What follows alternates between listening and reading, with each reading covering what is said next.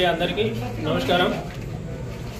మహబాద్ చెందినటువంటి ఒక వ్యక్తి పైన మే నెలలో మరియు ఈ నెలలో మొదటి వారం రెండు ఈ అక్రమంగా బెల్లం తరలిస్తున్నారని కేసులు నమోదైనాయి.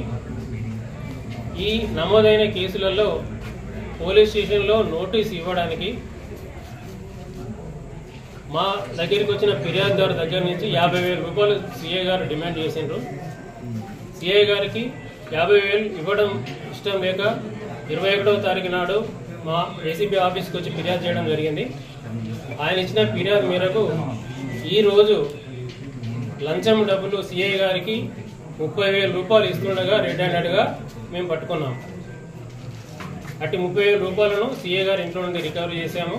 అలాగే ఈ డబ్బుతో పాటు కూడా 1,25,050 రూపాయలు కూడా అన్అకౌంటెడ్ మనీ కూడా మేము సీజ్ చేశాము.